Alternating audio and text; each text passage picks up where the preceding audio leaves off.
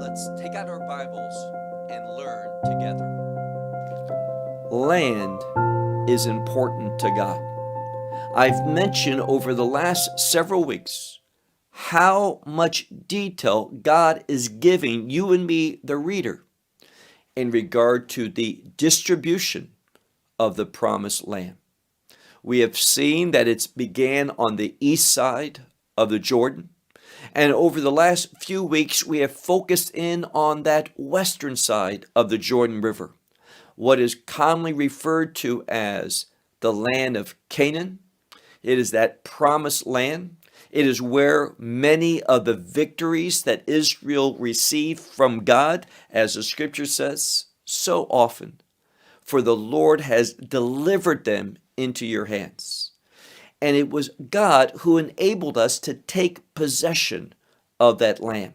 And there's a principle there, because it is that same God through his Son that makes us able to take possession through faith and grace and the work of Messiah. But we can take hold of the promises of God and that promise of inheritance, inheriting first and foremost what should be at the heart of our desire, a kingdom inheritance.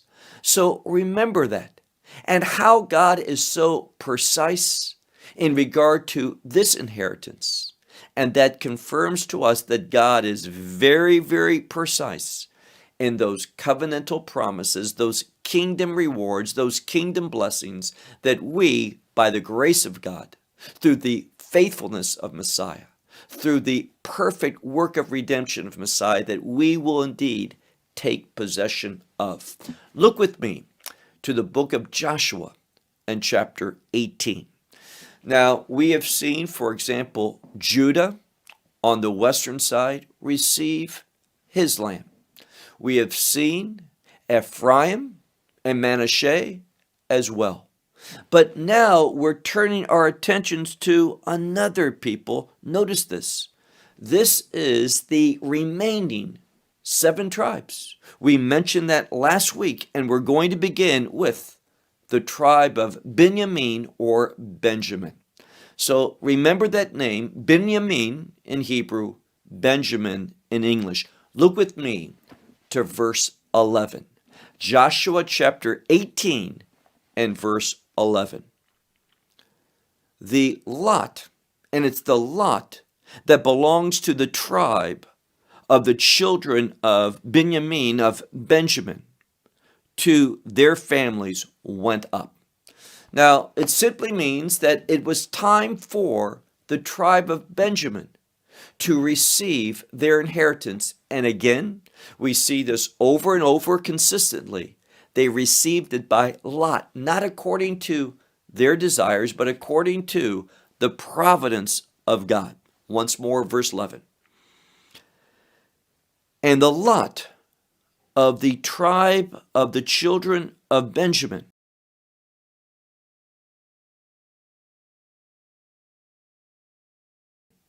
went up according to the families, their families. And that lot went out, and the border, I should say, their lot went out, and the border was between the children of Judah and the children of Joseph.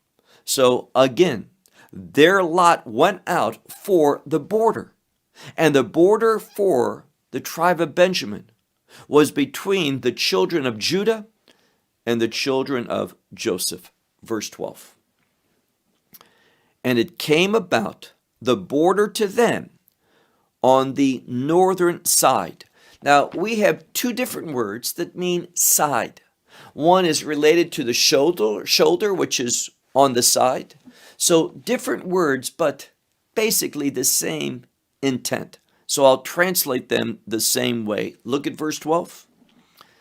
And it came about the border unto them on the northern side. Where was that border on the northern side? From the Jordan, that is from the Jordan River. And the border went up to the side, different word but same implication, to the side of Jericho from the north. So Jericho has been mentioned before, and we see that it is a border city. Move on to the second part of verse 12. And it went up on the mountain Yama. Yam is sea. So Yama means towards the sea. And in this case, we're talking about the Mediterranean Sea, so westward. So we read this and we are told that the border went up upon the mountain towards the west, towards that sea. And then it says, and these were the outcome, the results. Now, it's a word that can also be understood as the endings, the conclusion. But literally, and these were the results from the wilderness of Bet-Aven. So the results meaning the end locations that was there at that border, at that location. Verse 13. And it passed from there, what passed? The border. So the border passed from there towards Luz, to the side of Luz that was on the south. So the southern side of Luz, and this is Bet-El. Again, these places, many of them are being repeated, and that's because they're border places. They are places that kind of set the boundaries. It gives us the perspective for remembering what's going on. So again, the border passed through from there towards Luz to the side of Luz that was on the south. And this is Bet-El. And the border went down to Atarot, Arad, concerning the mountain which is on the south. And this is located where? At a place, again, we've mentioned before, Bet-Horon Tachton, meaning the lower portion of that city of Bet-Horon, verse 14. Now here the word ta'ar can mean to describe, but in this context, and I did more research on the text, and this word can be used to describe, but specifically to mark a border. So it's better to translate it this way. It's a description, but it's marking a border. Verse 14. And the border was marked, and it encompassed the side of the sea on the south, from the mountain which is before Bet-Horon towards the south. And we see that these were the results, the outcome, the ending. Its ending was to what? Kiryat Baal, which is Kiryat Yarim. Now, we know, and I've mentioned before, Kiryat Yarim is west of Jerusalem. It's been mentioned before as a border city, and it's just being confirmed now. So the end of this area, this allotment, in this direction on this side, was this location. And notice what it says. It also speaks of a city. This city of Kiryat Yarim belonged primarily to the children of Judah. And this is the side of the sea, meaning this is the place upon the direction that faces, we might say, to the sea. Now look at verse 15. And from that side on the south, it ends with what? It extends to Kiryat Yarim. And then it goes forth, the border goes forth towards the sea. And it goes forth to Mayan, Me, Naftoach, which means the spring waters of this place, Naftoach. Verse 16. And the border goes down to the end of the mountain, which is before the valley of Ben-Hinnom. Ben-Hinnom, excuse me. It goes before Gay, this is a valley, of Ben-Hinnom, which is, and it's going to tell us, and we know where this is today, in the valley of Rephaim on the north. Now again, we've come across this before with the tribe of Judah. Why? Because they border each other. We're told that. Now look at the second part of verse 16. And it goes down, this valley of Hinnom, to the side, the southern side of Yebusi. Yebusi, the Jebusites. And we see here that it goes down further towards a place called En Rogel. Now, all of these places that are mentioned, we need to remember. Some we know, some we do not know. Some we know in a general area, but it is not specific. Verse 17. The description, and remember that word means the marking of the border from the north, went out from En Shemesh, and it goes out towards Glilot, which is before Ma'ale Adumim. And here again, there's a city today. It is east of Jerusalem. It is before you make that large decline towards the Dead Sea and the Jordan River Valley. You are at the city known as Ma'ale Adumim. This is the upward road towards Adumim. And then it goes down to Even Bohan. And Even Bohan is a place, but it's a place that was controlled by the son of Reuben. So that location was ruled over by the son of Reuben, and his name was Even Bohan. Verse 18. And it passed to the side which is before the northern Arava. Arava is a desert plain. So it goes down from that location we mentioned previously, and it goes down towards the desert plain on the north. And then it goes down towards the desert plain. And it passes through, look at verse 19. And the border passes to the side of Bet-Hogla, and this is the word Hogla, on the north. And these were, we might say, the results, the outcome, the ending of the border, which is to the bay of the Salt Sea, or we might say the Dead Sea today, on the north. And to be specific, we see where this allotment is. It's tied towards the Dead Sea, the Salt Sea as it's called here, to the end of where? To the end of the Jordan on the south. And we know something. Mentioned this before. We're at the Sea of Galilee. The Jordan River comes out. It goes along that valley called the Jordan River Valley. And that Jordan River empties in on the southern side of the Jordan River into the Dead Sea, into the Salt Sea. And this is exactly what we're reading here in verse 19. For this is the southern border, verse 20. And the Jordan, and then we have a word for fixes a border of it.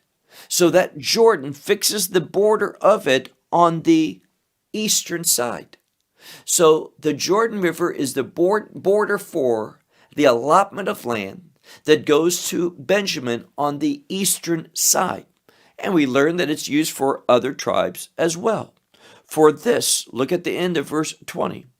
For this is the inheritance of the children of Benjamin, according to its border that encompasses, that goes around all of their families. Verse 21. Now, beginning in verse 21, we're looking at cities. The primary cities that are being mentioned that are part of this allotment of land, the inheritance towards or of the children of Beniamin. Look at verse 21. And these were the cities to the tribe of the children of Benjamin, according to their families. And what were the cities that comprise? Well, let's read. Jericho, and again, Bet-Hogla, also Emek-keziz. This might be translated the valley of Keziz, and the house of the Arava, Bet-ha-arava, and also Simaraim and Bet-el. So all of these cities were included, and in addition to that, look at verse 23. And the Avim, and the Para, and Ophrah, verse 24. And Kafar, Ha-Amona, and Ha-Ophni, and Gava, the cities. And now those cities that I've just read, beginning in verse 21, how many are there? It says, the cities, 12 cities, and this is a word for their courtyards. This probably means their districts of administration, their ruling places that are within this allotment of land. Look now, if you would, to verse 25. Other cities were Giv'on and Harama and Beriot. I want to say it again, Beriot. Verse 26. And Ha-Mitzpeh and Ha-Kafira and Ha-Motza. Verse 27. Rechem and Yirpael and Tar-Allah. Verse 28. And Selah and Ha-Aleph, Ha-Yebusi. And notice this Yebusi, we've mentioned it several times, that people, the Jebusites. And notice what it says. This is Jerusalem. We have told that the Jebusites controlled Jerusalem for the most part. There was a remnant of the tribe of Judah that also were in Jerusalem. In addition to Jerusalem, Givat, Kiryat, and then it says the cities of this portion. How many? Arba Esrei, 14 cities, and again their courtyards, their places of administration. Now let's look at the end of this chapter and the last sentence. Zot Nachalat Bnei Beniamin Le Mishpachotam. This is the inheritance of the children of Benjamin to their families. So God is a specific God. He is detailed. He is giving to us this account of him specifically according to his providence, not by the desires of man, but by lot, meaning by the hand of God. He is orchestrating the division of the land according to his wisdom, according to his knowledge. And I want to close with this. The wisest thing that you can do is simply trust God. Whatever he sees fit for you to have, receive it gratefully with thanksgiving. What does the book of Proverbs say? God, don't give me too little that I might be inclined to take to steal. And don't give me too much that I might become prideful and boast. Give me the portion that I can handle. What a wise thing to say. And an affirmation that God, he gives perfectly. What do we learn in the book of James? Every good and perfect gift, exactly what we need, It comes down from God, from heaven, and we should receive it with thanksgiving and gratitude. Be individuals that speak frequently to others and frequently in your prayers words of gratitude. When we are grateful before God, it pleases Him. And what we ought not do, and not do it publicly, not do it to others, and not do it before God. Don't have that complaining spirit. You can share things in a way that's not in the spirit of complaining, but you can do so in a way that conveys your feelings, but does not discourage, but encourage. Pray to God. God, how do I share my feelings, my frustrations with others? God will give you the words. God will lead you and how to voice these things that will be received in a way that unity will come about. When we complain, it destroys unity.